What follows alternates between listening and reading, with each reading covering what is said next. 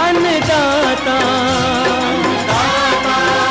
अन्नदाता, नीत तुम्हारा अन्नदाता। पग पग पर है संग तुम्हारे अन्नदाता। लहू किसानों का बन के पसीना सींचता है धरती का सीना। मेहनत का तेरी हक दिलवाने, नई तकनीक नई खोज बताने।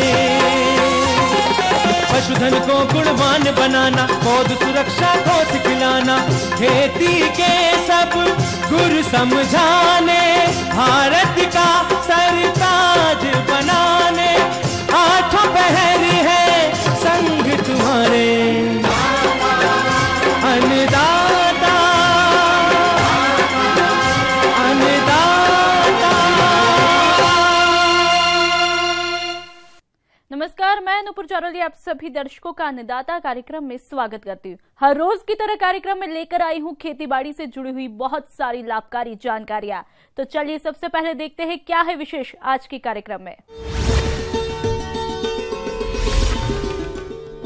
धान की फसल में समेकित नाशी जीव प्रबंधन पर जानकारी।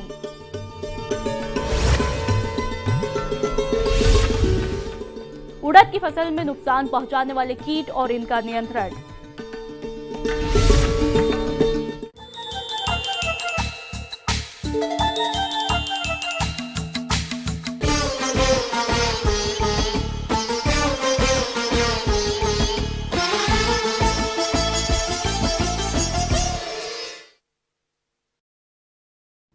देश में धान की खेती बड़े क्षेत्रफल पर की जाती है। कहीं वर्ष में 2 से 3 फसलें ली जाती है तो कहीं एक ही फसल ली जाती है। और इस समय खेतों में खरीफ धान की फसलें विभिन्न अवस्थाओं पर है। अगर इसके उत्पादन की बात करें तो सभी परिस्थितियों के अनुकूल होने पर धान की बम्पर उपज होती है। लेकिन जब वर्षा कम हो या कीट और रोगों का अधिक प्रकोप हो जाए तो किसानों को भारी नुकसान हो जाता है। किसान भाइयों, प्रकृति पर तो हमारा बस नहीं, लेकिन फसल का प्रबंधन सही तरीके से करें तो कीट और रोगों से होने वाली आर्थिक क्षति से फसल को बचाया जा सकता है। इसी विषय पर आधारित है कार्यक्रम का ये पहला अंश, तो देखिए और लाभ उठाइए।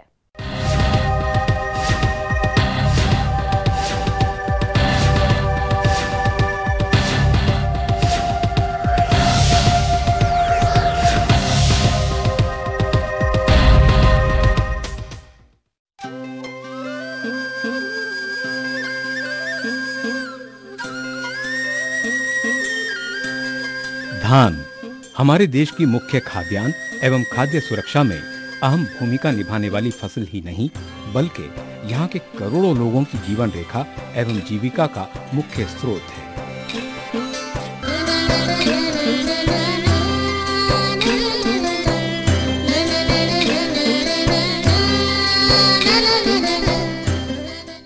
जिसका क्षेत्रफल वर्तमान में देश की लगभग 43.8 मिलियन हेक्टेयर है तथा इसमें लगभग 20.2 मिलियन हेक्टेयर उत्तर प्रदेश, उत्तराखंड, बिहार, झारखंड, पंजाब, हरियाणा, मध्य प्रदेश, छत्तीसगढ़ तथा राजस्थान के अंतर्गत आता है। इतने अधिक क्षेत्रफल में की जाने वाली धान की फसल यहाँ के किसानों की जीविका का आधार है, परंतु आज भी इस क्षेत्र में खरीफ मौसम में हरियाली फैलाने वाली धान की फसल उगाने वाले अधिकतर किसानों को 2 समय के भोजन हेतु कठिनाइयों का सामना करना पड़ रहा है। यूं कहें कि ये कृषक ऐसी विषम परिस्थितियों में अपना जीवन यापन कर रहे हैं, जिसका मुख्य कारण फसल उगाने हेतु लागत खर्च पर कोई नियंत्रण न होना, बाजार में उत्पाद के मूल्य में उतार चढ़ाव एवं प्राकृतिक आपदा जैसे बाढ़, सूखा, पाला तथा फसलों पर कीट व्याधियों एवं खरपतवारों का भयंकर प्रकोप है। ऐसे में किसान भाई काफी असमंजस की स्थिति में हैं तथा कठिन परिस्थितियों का सामना कर रहे हैं। धान की खेती में किए जाने वाले अनुसंधानों से खेती की नई तकनीकियां एवं नई किस्मों के आने के बावजूद भी कीट व्याधियों के प्रकोप में कोई कमी नहीं आई, जिसके कारण धान के उत्पादन को भारी क्षति हो रही है। देश की खाद्यान्न सुरक्षा की मुख्य नाड़ी धान की फसल के उत्पादन को गिराने वाले कई कारण हैं, जो कि झकझोर देने वाले हैं। परिणाम स्वरूप धान के कम उत्पादन एवं आय की कमी के कारण किसानों की कमर टूट रही है, जिसमें एक मुख्य कारण धान की फसल में लगने वाले हानिकारक कीट एवं रोग हैं। मुख्यतः कीट व्याधियों के कारण कटाई के पहले 25 से 30% तथा कटाई के बाद 10% उत्पादन की क्षति हो रही है। फलस्वरूप किसान भाइयों के हाथ में इसका वास्तविक उत्पादन नहीं मिल पा रहा है। ये हानिकारक कीट एवं रोग कृषि के लिए ही नहीं बल्कि पूरे विश्व के लिए भी एक अभिशाप है। आखिर यह परिस्थिति कैसे उत्पन्न हुई? फसलों को कीट व्याधियों से बचाने हेतु बिना सोचे समझे किसान आसानी से अंधाधुंध रासायनिक दवाओं का छिड़काव कर देते हैं, जो कि पर्यावरण स्वास्थ्य के लिए घातक परिस्थिति पैदा कर रही है। देश में कपास के बाद धान की फसल में सबसे ज्यादा रासायनिक कीटनाशकों का प्रयोग हो रहा है। भारत में प्रयोग किए जाने वाले कुल रासायनिक कीटनाशकों में 16% इस फसल पर प्रयोग होते हैं। इसलिए ये भयावह स्थिति पैदा हो गई है। हमें अब पता चल रहा है कि इसकी वजह से खाने वाला आहार, पीने योग्य पानी एवं हवा विषाक्त एवं प्रदूषित हो रहे हैं, जिसका उपयोग करने वाले मानव और पशु पक्षियों के स्वास्थ्य पर विपरीत प्रभाव पड़ रहा है। फसलों के हानिकारक कीट कीटनाशकों के प्रति सहनशील होकर और ज्यादा विकट परिस्थिति पैदा कर रहे हैं। फसल को मदद करने वाले मित्र कीट इन रासायनिक दवाओं के प्रयोग से खत्म हो रहे हैं। परिणाम स्वरूप मनुष्य के जीवन पर ही प्रश्न चिन्ह लग रहा है, क्योंकि यदि ज्यादा असरदार एवं आधुनिक रासायनिक कीटनाशकों का प्रयोग किया गया तो फिर कीट इसके प्रति अपनी सहनशीलता बढ़ा ले रहे हैं। यदि इसको एक वाक्य में बोला जाए तो कीटनाशकों पर ज्यादा पैसा व्यय कर रासायनिक कीटनाशकों पर निर्भर रहना अपनी खेती के साथ अपने आप को ही हानि पहुंचाना है। फिर भी भयावह स्थिति पैदा करने वाले ये फसल के हानिकारक कीट एवं रोगों को किस प्रकार नियंत्रित करना है, इसके लिए पर्यावरण मित्रवत मापदंड मार्ग क्या है? तो किसान भाइयों, इनके नियंत्रण हेतु पर्यावरण अनुकूल एवं मित्रवत उपायों को अपनाना ही एकमात्र रास्ता है। वैज्ञानिकों के द्वारा कीट व्याधि नियंत्रण करने हेतु जो सुझाव दिए गए हैं, वो ज्यादा सुरक्षित एवं कारगर उपाय हैं, जिसे हम समेकित नाशी जीव प्रबंधन कहते हैं।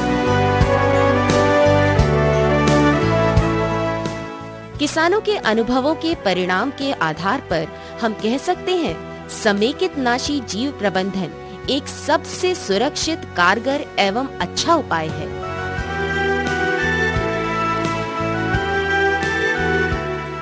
तो किसान भाइयों, समेकित नाशी जीव प्रबंधन के अंतर्गत जलवायु परिस्थिति के अनुसार फसल में लगने वाले कीट व्याधि को परीक्षण करके तथा लगने वाले कारणों का पता कर मानव संसाधन विकास के सभी मिले जुले प्रयास, जिससे हानिकारक कीटों की संख्या आर्थिक क्षति स्तर से नीचे बनाए रखने के लिए कम से कम रासायनिक कीटनाशकों का प्रयोग कर गुणवत्ता युक्त निर्धारित मापदंड अनुसार उपज की प्राप्ति कर सकें। इसमें अपनाई जाने वाली विधि को समेकित नाशी जीव प्रबंधन या IPM कहते हैं, क्योंकि कम लागत में कीट व्याधि प्रबंधन हेतु समेकित नाशी जीव प्रबंधन या कहे कि IPM ही एकमात्र तारक मंत्र है।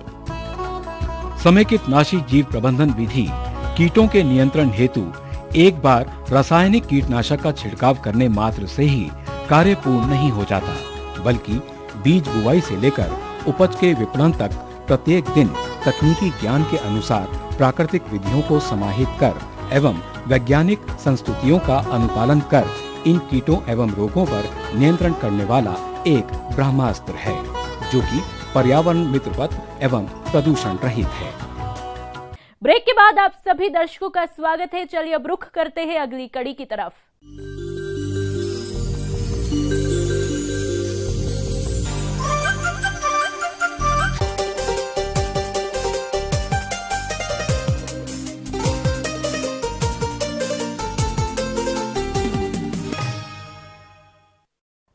हमारे राज्य के जिन किसान भाइयों ने उड़द की फसल लगा रखी है, उनकी फसल में इस समय कई प्रकार के कीटों का प्रकोप देखने में आ रहा है, परंतु हमारे कुछ किसानों को इन कीटों की सही तरह से पहचान नहीं होने के कारण वे इनका समय से नियंत्रण नहीं कर पाते। इसलिए किसान भाई उड़द की फसल में इन कीटों को पहचान कर किस तरह से उनका नियंत्रण करें, इस बारे में पूरी जानकारी दे रहे हैं राजस्थान कृषि महाविद्यालय उदयपुर के कृषि वैज्ञानिक डॉक्टर ML मेघवाल। उड़द में कीट भी लगते हैं। देखो किसान भाइयों, इसमें एक कीट लगता है कातरा कीट। खरीफ की फसलों में खास तौर पर दलहनी फसलों में कातरे का प्रकोप अधिक होता है। इस कीट का लट वाली अवस्था में फसलों को नुकसान पहुंचाती है। मानसून की वर्षा होते ही पतंगों को जमीन से निकलना शुरू हो जाता है और इन पतंगों को यदि नष्ट किया जाए तो फसलों में कातरे की लट का प्रकोप बहुत कम हो जाता है। इस समय फसल में कातरा कीट का प्रकोप भयंकर हो रहा है और अभी आपने इसके पहचान के बारे में जाना। अब बात आती है कि किसान भाई समय रहते इस कीट के नियंत्रण के लिए कौन कौन से उपायों को अपनाएं, इस बारे में जानते हैं। इसकी रोकथाम के लिए किसान भाइयों अपने को पतंगों को प्रकाश पास की ओर आकर्षित करने के लिए खेतों में मेड़ों को चारों ओर गैस के लालटेन या बिजली का बल्ब जहां बिजली की सुविधा हो जलाएं तथा इसके नीचे मिट्टी के तेल के मिले पानी की परत रखें ताकि उसमें रोशनी पर आकर्षित पतंगे पानी में गिरकर नष्ट हो जाते हैं। इस समय फसल में कई तरह के कीटों का प्रकोप हो रहा है, तो किसान भाई फसल को नुकसान पहुंचाने वाले कीटों को कैसे पहचाने और समय रहते इन कीटों का नियंत्रण किस तरह से करें, इस हेतु सुझाव के लिए मिलते हैं। किसान भाइयों, इसके बाद एक फ्ली बीटल लगती है। यह उड़द में एक मोस्ट होता है। यह कीट फसल की दो पत्ती वाली अवस्था में पत्तियों को कुचलकर गोल गोल छेद बनाकर हानि पहुंचाता है। प्रकोप की स्थिति में पत्ते छलनीय हो जाते हैं जिससे पौधों की अवस्था में ज़्यादा नुकसान पहुंचाती है। पत्तियों को खाकर पौधा नष्ट हो जाता है। इसके बाद में एक फली भेदक कीट लगता है। यह कीट की इल्ली बहुत चंचल होती है जो मात्र स्पर्श से ही गिर जाती है।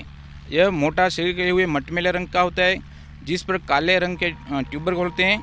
इल्ली शुरू में तने पर कोमल भाग को सुरंग बनाकर खाती है जिससे पौधे पत्ते गिरना शुरू हो जाता है और बाद में यह फली छेद करके अंदर तक दानों को खाती है जिससे कभी कभी बहुत हानि भी होती है।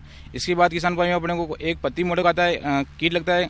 इसकी इल्ली पत्तों को मोड़कर फूलों तक कलियों को खाना प्रारंभ कर देती है। बाद में 5 हरी पत्तियों को हरी फलियों को छेद करके खाती है। इसके नियंत्रण के लिए किसान भाइयों अपने को क्विनोल फोस या प्रोफेनोफोस 800 मिलीलीटर या 400 लीटर पानी में घोलकर छिड़काव करने से इस पर निजात पा सकते हैं और इसमें 15 दिन बाद वापस दोहराए इसको। इसके बाद सकिंग पेस्ट लगता है रस चूसक कीट। इन फसलों को रस चूसक कीटों जैसे सफ़ेद थ्रिप्स है, मक्की है, एमजेसिड है जैसे हानि होती है। ये कीट बहुत छोटे होते हैं और कोमल पत्तियों को आदि का रस चूसकर हानि पहुँचाते हैं। इनको रोकने के लिए 2 मिनट 30 EC 400 लीटर पानी के घोल कर छिड़काव करने से और निजात पा सकते हैं और मिथाइल डिमेटोन का भी प्रयोग कर सकते हैं किसान भाइयों में। निम्न प्रकार से रोग और कीड़े बताए हैं, उन प्रकार से अपन उनका समय रहते हुए अपन यदि अपन में ध्यान देंगे तो उसमें अपने को लाभ मिलेगा।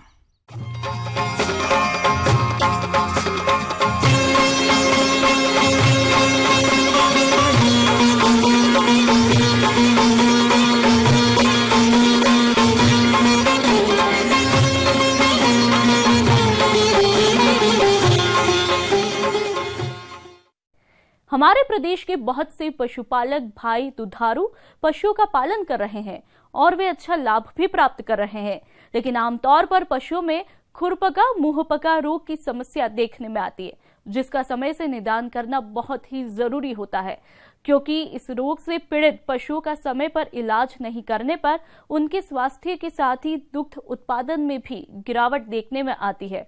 तो हमारे पशुपालक भाई कैसे करें इस रोग का निदान, इस बारे में जानकारी दे रहे हैं पशु चिकित्सा और पशु विज्ञान महाविद्यालय नवानिया वल्लभनगर उदयपुर के पशु विशेषज्ञ डॉक्टर ML गुर्जर।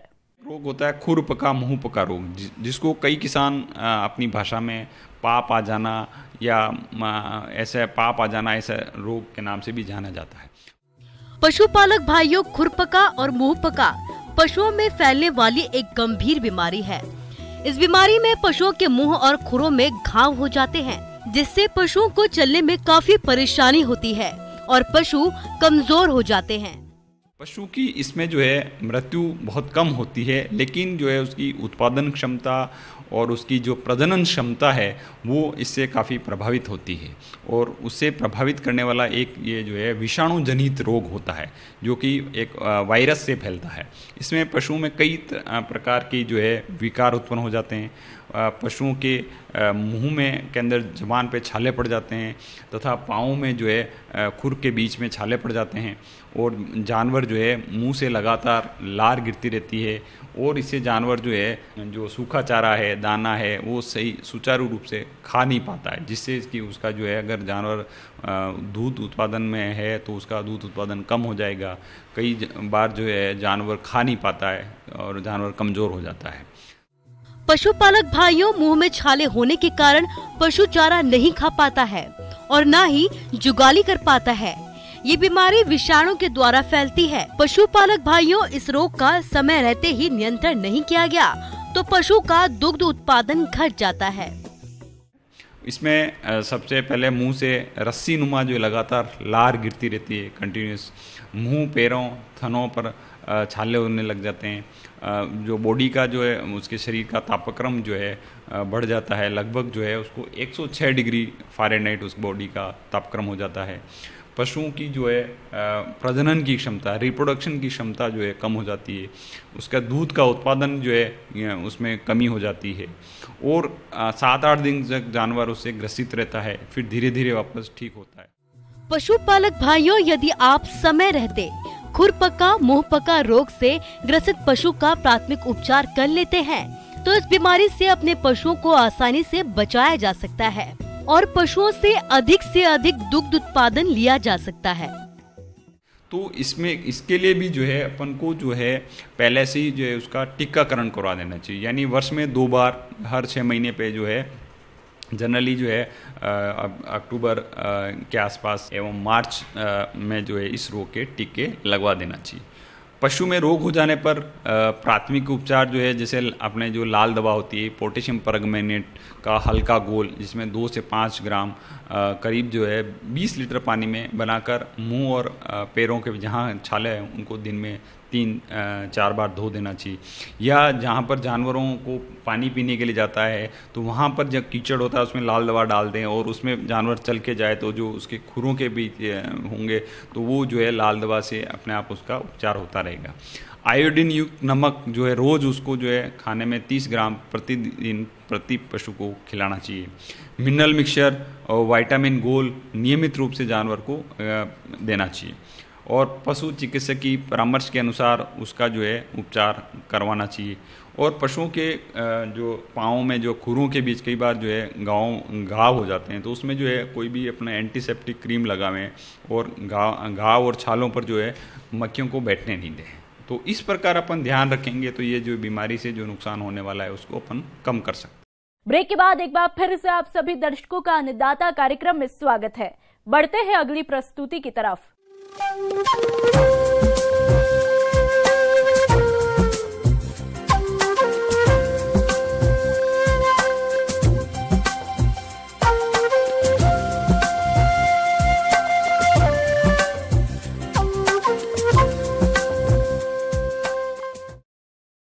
मौसम के अनुसार ही प्रबंधनों पर ही टिकी है आपकी खेतीबाड़ी, इसलिए मौसम पूर्वानुमान और उस पर आधारित साप्ताहिक कृषि सलाह इस प्रकार है। ग्रामीण कृषि मौसम सेवा जयपुर द्वारा भेजे गए मौसम पूर्वानुमान रिपोर्ट के आधार पर किसान भाइयों को सलाह दी जाती है कि मौसम विभाग जयपुर से प्राप्त सूचनाओं के आधार पर आगामी 5 दिनों में उदयपुर जिले में आसमान में मध्यम से भारी बादल छाए रहने के साथ हल्की वर्षा की संभावना है। आगामी 5 दिनों में हवा की गति 3 से 5 किलोमीटर प्रति घंटा के वेग से पूर्वी से दक्षिणी पश्चिमी दिशा से चलने तथा अधिकतम तापमान 29 से 30 एवं न्यूनतम तापमान 20 से 22 डिग्री रहने के साथ साथ वायु में आर्द्रता की मात्रा अधिकतम 95 से 100% तक एवं न्यूनतम 42 से 48% तक रहने की संभावना है। तना छेदक के नियंत्रण हेतु बुवाई के 15 से 30 दिनों में फोरेट 10G 3% कण 5 से 7.5 किलोग्राम प्रति हेक्टेयर की दर से पौधों के पोटा में डालें। मक्का के माजर आने में पूर्वी 40 किलोग्राम नत्रजन प्रति हेक्टर की दर खड़ी फसल में देवें। सफेद मक्खी तथा रस चूसने वाले कीड़ों की रोकथाम के लिए मिथाइल डिमेटोन 25 EC 1 लीटर प्रति हेक्टेयर की दर से पानी में घोलकर छिड़काव करें। कपास में बॉलवर्म जैसिड की रोकथाम के लिए कार्वेली 50% घुलनशील चूर्ण 2.5 किलोग्राम का छिड़काव करें। पपीते के रोपण का ये उपयुक्त समय है। रोपण के लिए पौधा 20 सेंटीमीटर ऊंचाई का अथवा 2 माह का होना चाहिए। पशुओं को जहरी बुखार, गिल्टी रोग, पीलीहा, जबर या चक्री रोग से बचाव हेतु लाई स्पॉट एंथ्रेक्स वैक्सीन का टीका इसी माह से लगवाएं। वर्षा होने की स्थिति में फसलों में कीटनाशक का छिड़काव नहीं करें।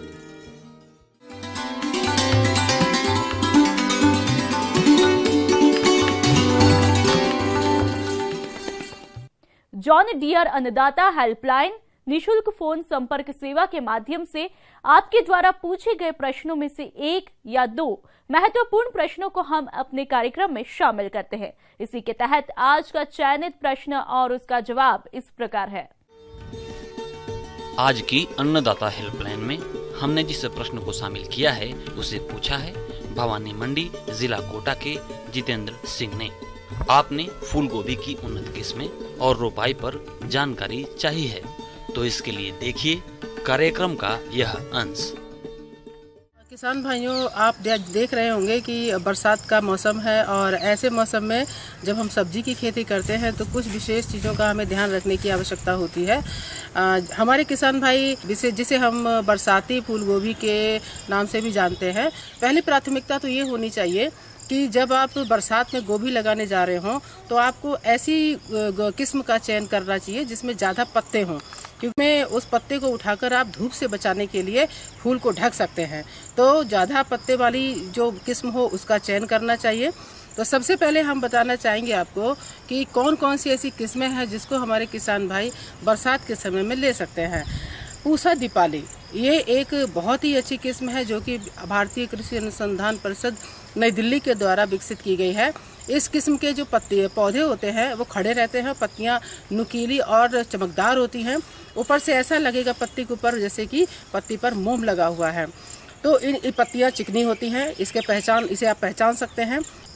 इसका जो उत्पादन क्षमता है वह 45 से 50 कुंटल प्रति एकड़ है और ये फसल आपकी 65 से 70 दिन में तैयार हो जाती है। इसके अलावा एक अन्य वैरायटी है, अन्य किस्म है पंत गोभी 4। यह किस्म पंतनगर कृषि विश्वविद्यालय से विकसित की गई है और इस किस्म का सबसे खूबी ये है कि आपकी ये 60 से 65 दिन में तैयार हो जाती है और 65 से 50 कुंटल प्रति एकड़ की दर से इसका उत्पादन होता है जो पूसा सिंथेटिक के नाम से जानी जाती है। ये भी हमारी भारतीय कृषि अनुसंधान परिषद नई दिल्ली के द्वारा विकसित की गई किस्म है। एक अन्य प्रभेद है पूसा कार्तिकी। इसका कार्तिकी नाम ही कार्तिक, जो आप जानते होंगे कार्तिक का महीना होता है, उसी समय ये तैयार हो जाती है। इस किस्म के जो फूल होते हैं वो भूरे रंग के होते हैं और बिखरे हुए होते हैं और ये फसल भी आपकी अक्टूबर में तैयार हो जाती है। ये बहुत ही अच्छी उन्नत प्रभेद है।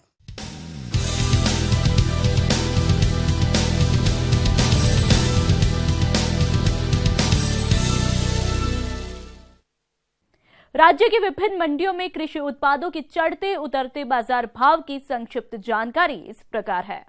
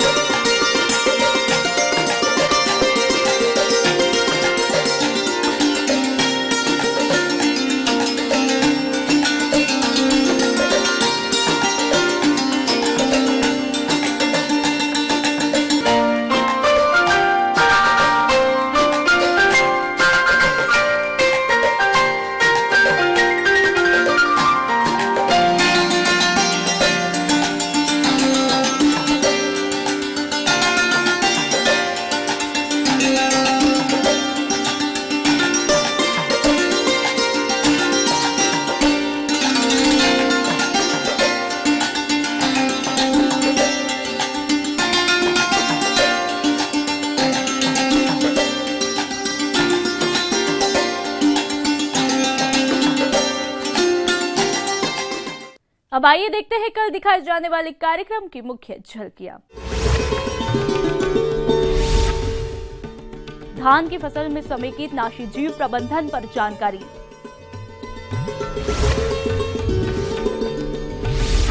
घूटी विधि से किसान आसानी से तैयार कर सकते हैं अनार की अच्छी किस्म के पौधे। हम यह उम्मीद करते हैं कि आज का कार्यक्रम आप सभी दर्शकों के लिए उपयोगी रहा होगा। किसान भाइयों, अन्नदाता आपकी सेवा के लिए लगातार संकल्पित है। कृषि संबंधित समस्या और सुझावों के लिए आप हमें इस पते पर संपर्क कर सकते हैं। प्रोड्यूसर अन्नदाता, ETV Rajasthan, Ramoji film city, Hyderabad 501512। साथ ही आप हमें ईमेल भी कर सकते हैं। हमारा ईमेल है p18annadaata